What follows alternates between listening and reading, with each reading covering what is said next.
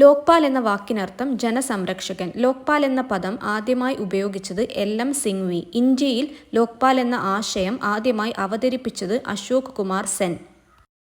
Lokpal selection സമിതിയിലെ അംഗങ്ങൾ 5 പേർ. ചെയർപേഴ്സൺ പ്രധാനമന്ത്രി. മറ്റു അംഗങ്ങൾ ലോക്സഭയിലെ പ്രതിപക്ഷ നേതാവ്, ലോക്സഭാ സ്പീക്കർ, സുപ്രീം കോടതി ചീഫ് ജസ്റ്റിസ് അല്ലെങ്കിൽ അദ്ദേഹം നാമനിർദ്ദേശം ചെയ്യുന്ന ഒരു ജഡ്ജി, രാഷ്ട്രപതി നാമനിർദ്ദേശം ചെയ്യുന്ന ഒരു നിയമ വിദഗ്ധൻ. ലോക്പാലിൽ എത്ര അംഗങ്ങൾ ഉണ്ടായിരിക്കണം? 9 അംഗങ്ങൾ ഇൻക്ലൂഡിംഗ് ചെയർമാൻ. ലോക്പാലിൽ അംഗമാവാൻ വേണ്ട കുറഞ്ഞ പ്രായം 45 വയസ്സ്. ലോക്പാൽ ബിൽ രാജ്യസഭ പാസാക്കിയത് 2013 ഡിസംബർ 17. ലോക്പാൽ ബിൽ ലോക്സഭ പാസാക്കിയത് 2013 ഡിസംബർ 18. ലോക്പാൽ ബില്ലിന് രാഷ്ട്രപതിയുടെ അംഗീകാരം ലഭിച്ചത് 2014 ജനുവരി 1. ലോക്പാൽ നിയമം പ്രാബല്യത്തിൽ വന്നത് 2014 ജനുവരി 16. ലോകായുക്ത ഭരണതലത്തിലും ഉദ്യോഗസ്ഥ തലത്തിലുമുള്ള അഴിമതി തടയുന്നതിന് സംസ്ഥാന തലത്തിൽ രൂപം നൽകിയ സമിതിയാണ് ലോകായുക്ത. ലോകായുക്തയെ നിയമിക്കുന്നത് ഗവർണർ. ലോകായുക്തയായി നിയമിക്കപ്പെടാനുള്ള യോഗ്യത റിട്ടയർഡ് സുപ്രീം കോടതി ജഡ്ജി അല്ലെങ്കിൽ റിട്ടയർഡ് ഹൈക്കോടതി ചീഫ് ജസ്റ്റിസ് അല്ലെങ്കിൽ റിട്ടയർഡ് ഹൈക്കോടതി ജഡ്ജി. ഉപലോകായുക്തയായി നിയമിക്കപ്പെടാനുള്ള യോഗ്യത റിട്ടയർഡ് ഹൈക്കോടതി ജഡ്ജി. ലോകായുക്ത, ഉപലോകായുക്ത എന്നിവരുടെ കാലാവധി 5 വർഷം അല്ലെങ്കിൽ 70 വയസ്സ്. ലോകായുക്ത വാർഷിക റിപ്പോർട്ട് സമർപ്പിക്കുന്നത് ഗവർണർക്ക്.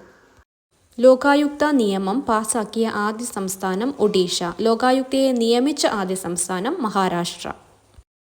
കേരള ലോകായുക്ത നിയമം പാസാക്കിയ വർഷം 1999. കേരള ലോകായുക്ത നിയമം നിലവിൽ വന്നത് 1998 നവംബർ 15. കേരളത്തിലെ ആദ്യ Lokayukta PC. Gopalakrishna Menon. Kerala state and subordinate service rule 1958. Kerala service rule 1959. National green tribunal പ്രവർത്തനം ആരംഭിച്ചത് 2010 ഒക്ടോബർ 18. പരിസ്ഥിതിയുമായി ബന്ധപ്പെട്ട കേസുകളാണ് ദേശീയ ഹരിത ട്രൈബ്യൂണൽ കൈകാര്യം ചെയ്യുന്നത്. ആസ്ഥാനം ന്യൂഡൽഹി. ദേശീയ ഹരിത ട്രൈബ്യൂണലിന്റെ പ്രഥമ അധ്യക്ഷൻ Lokeshwar Singh Pandey. Kerala institute of local administration Kila 1990 രൂപീകരിച്ചു. തദ്ദേശ സ്വയംഭരണ വകുപ്പിനു കീഴിൽ കേരളത്തിലെ തദ്ദേശ സ്വയംഭരണ സ്ഥാപനങ്ങളുടെ സാമ്പത്തിക സഹായത്തോടെ രൂപം നൽകിയ സ്വയംഭരണ സ്ഥാപനമാണ് കില. ഇന്ത്യൻ ഫോറിൻ സർവീസ് രൂപീകരിച്ച വർഷം 1946 ഒക്ടോബർ 9. ഇന്ത്യൻ ഫോറിൻ സർവീസ് ദിനം ഒക്ടോബർ 9. സ്വതന്ത്ര ഇന്ത്യയിലെ ആദ്യ വിദേശകാര്യ സെക്രട്ടറി KPS മേനോൻ.